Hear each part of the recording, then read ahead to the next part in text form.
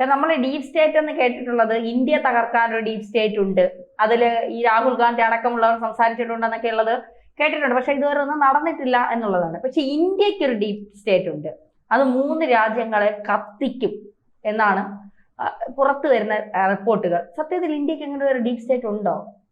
ഈ deep state അമേരിക്കയ്ക്കുണ്ടോ? എന്തോ കണ്ടിട്ടില്ല. ആത്മാവുണ്ടെന്ന് പറയുന്നുണ്ട്. ആത്മാവുണ്ട് ഉണ്ടെന്നൊക്കെയാ എല്ലാവരും പറയുന്നത്. ഉണ്ടാവും ഇല്ലെന്ന് ഞാൻ തർക്കിക്കുന്നൊന്നുമില്ല, ഉണ്ടെന്നാണ്. അത് എനർജിയാണെന്ന് പറയുന്നത്. അപ്പം ഇത് ഡീപ് സ്റ്റേറ്റ് എന്ന് പറയുന്ന സംവിധാനം വളരെ കാലമായിട്ട് അത് അമേരിക്കയുടെ ആണ്, റെസ്യൂം ചേഞ്ചാണ്. അവരുടെ താല്പര്യത്തിനില്ലാത്ത രാജ്യങ്ങളെ അവർ കൈകാര്യം ചെയ്തിരിക്കും. അതിന് ബ്രിട്ടൻ അല്ലെങ്കിൽ ബ്രിട്ടന്റെ രഹസ്യാന്വേഷണ സംവിധാനം പല ഘട്ടങ്ങളിലും അങ്ങനെ ചെയ്തിട്ടുണ്ട് എന്നൊക്കെ പറയുന്നുണ്ട്. പുറകോട്ട് പരിശോധിക്കുമ്പോൾ പല കഥകളും ഉണ്ട്. അമേരിക്ക അതിനുശേഷം അമേരിക്ക ഇത് കൈകാര്യം ചെയ്തുകൊണ്ടിരിക്കുന്നു. ഏറ്റവും അവസാനം ബംഗ്ലാദേശിലും അമേരിക്കയാണ് ഇടപെട്ടത്. ഇത് ചൈനയ്ക്കുണ്ടെന്ന് പറയുന്നത്, റഷ്യക്കുണ്ടെന്ന് പറയുന്നു.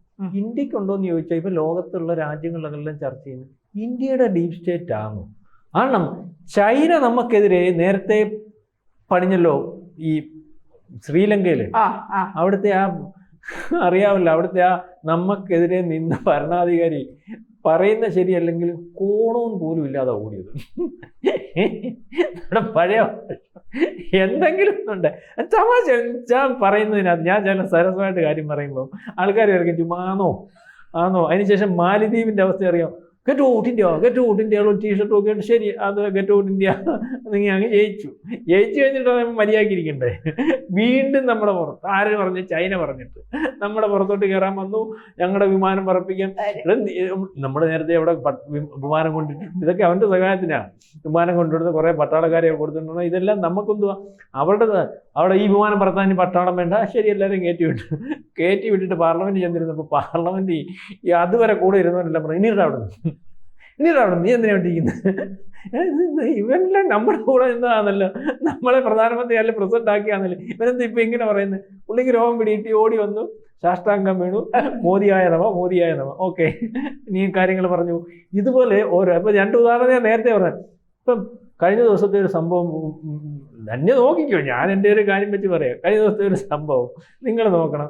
ഇവിടെ നമ്മുടെ ഇതിനകത്തുള്ള കുറേ തോന്നിവാസികളുടെ ഗുണം കൊണ്ട് ഒരു ഡൽഹിയിൽ ഒരു സ്ഫോടനം ഉണ്ടായി.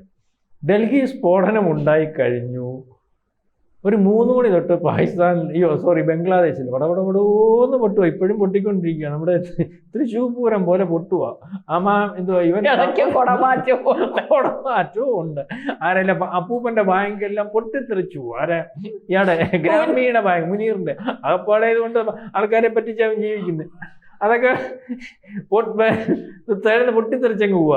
എവിടെ തിരിഞ്ഞൊന്ന് നോക്കിയാലും ആൾക്കാർ വന്ന് ബോംബ് എറിഞ്ഞിട്ട് പോവുക. ഇവന്റെ എല്ലാം വീട്ടിലും മറ്റൊന്ന് പറിച്ചത് ഇതുവരെ ഇല്ലായിരുന്നല്ലോ. അതിനുശേഷം ആ സമയത്ത് തന്നെ ഇവിടെ സ്ഫോടനം നടന്നതിന് ഒരു 12 മണിക്കൂർ കഴിഞ്ഞപ്പോഴത്തേന്, എനിക്കറിയത്തില്ല, എൻ്റെ സംശയമാണെന്നേ ഞാൻ നിങ്ങൾ പറയുന്നത് തന്നെ ഞങ്ങൾക്ക് പറഞ്ഞു കേൾക്കണം.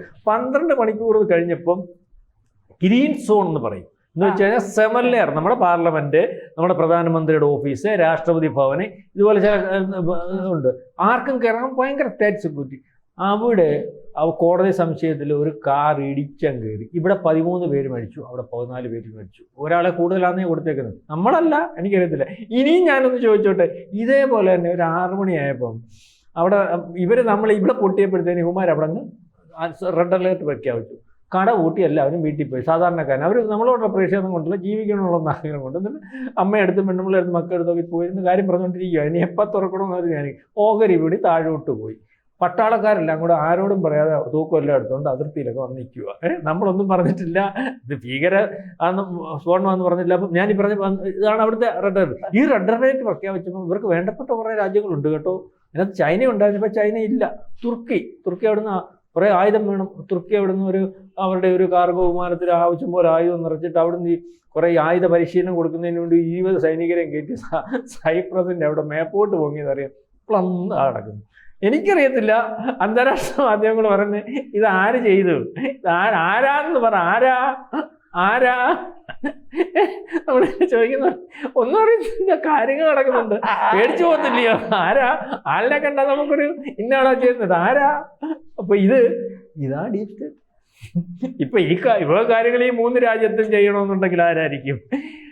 ഇപ്പം ബംഗ്ലാദേശിന്റെ പുറകിൽ ബംഗ്ലാദേശിനെ സംരക്ഷിക്കാൻ നിൽക്കുന്ന പാകിസ്ഥാന്, അവിടെ പണി നടത്താൻ നിൽക്കുന്ന നമ്മുടെ അമേരിക്ക, ബാക്കിയുള്ളവരൊക്കെ. അപ്പം അവരുടെ ഡീപ് സ്റ്റേറ്റ് അല്ലേ അവിടെ പ്രവർത്തിക്കും. അവിടെ ഡീപ് സ്റ്റേറ്റ് പ്രവർത്തിച്ചിട്ടാണല്ലോ ഇപ്പൊ ഈ യൂനസ് എന്ന് പറയുന്ന ആൾ അവിടെ ഇരിക്കുന്നത്.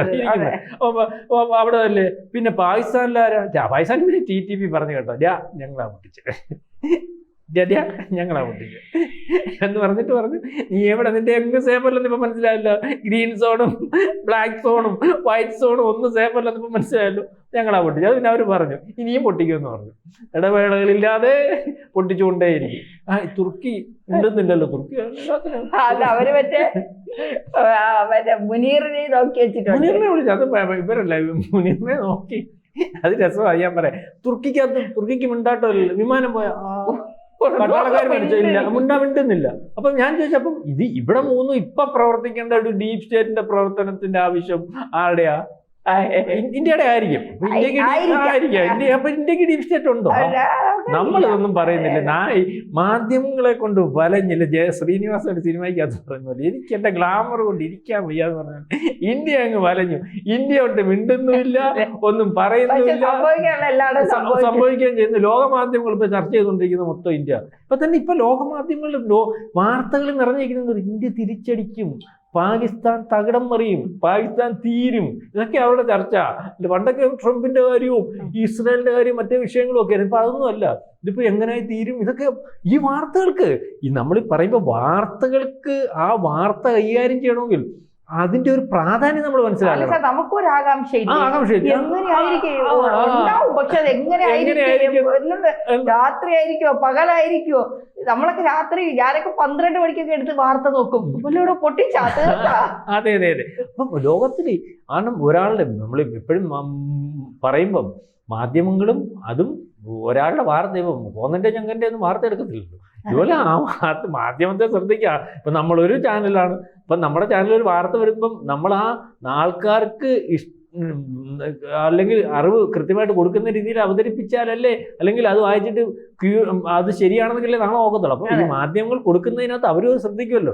അപ്പൊ ഇന്ത്യ പോലെ ഒരു രാജ്യത്തിനകത്ത് നാളെ കാലത്ത് സംഭവിക്കാൻ പോകുന്നു. അപ്പൊ ഇന്ത്യക്ക് എന്തിനു വേണ്ടി ലോകത്ത് വാല്യൂ ഉണ്ട്, അല്ലെങ്കിൽ എത്രത്തോളം ഇന്ത്യയുടെ വിഷയങ്ങൾക്കകത്ത് ആകാംക്ഷ ഉണ്ടെന്നുള്ള കാര്യം മനസ്സിലാക്കണം. അതുകൊണ്ടാണ് ഈ മാധ്യമങ്ങൾക്കകത്ത് ഈ ചർച്ച വരുന്നത്. നേരത്തെ ട്രംപിന്റെ കാര്യം തന്നെ, താരിഫിന്റെ കാര്യം വന്നപ്പോൾ ഇന്ത്യയുടെ വിഷയം വന്നപ്പോഴില്ലയോ? അതിനു മുമ്പ് ചൈനയ്ക്ക് കൊടുത്തു, ജപ്പാന് കൊടുത്തു, അവരുടെ G7 മറ്റു രാജ്യങ്ങൾക്ക് കൊടുത്തു. എല്ലാവരും ഉണ്ടായിരുന്നു, ഒരു പ്രശ്നമില്ല. ഇന്ത്യക്ക് താരിഫ് ഏർപ്പെടുത്തിയപ്പോൾ ലോകം മൊത്തം ചർച്ചയായിരുന്നു. ഇതൊക്കെ ചർച്ച ചെയ്തില്ലേ? അത് പണി കിട്ടും കേട്ടോ. എന്റെ അനിയൻ മിലിറ്ററിയിലാണ്, സഹോദരൻ മിലിറ്ററിയിലാണ്. അപ്പൊ എന്റെ അമ്മ ഇരുന്ന് പറയും, ഇപ്പൊ ഈ സ്ഫോടനം നടന്ന് മോദിയല്ലേ തിരിച്ചടിക്കും, ഉറപ്പായിട്ട് തിരിച്ചടിക്കും. എപ്പോ അടിക്കുമോ എന്തോ, ഇത് എപ്പോ അമ്മ തറപ്പിച്ച് പറയണം, മോദിയല്ലേ തിരിച്ചടിക്കും, ഉറപ്പാ.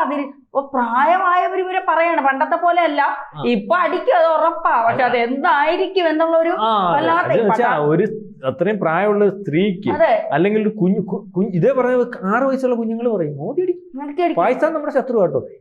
അപ്പൊ ഇതിപ്പോ ഇത്രയും ഗ്രാസ് റൂട്ട് ലെവലിൽ അത് പോകും.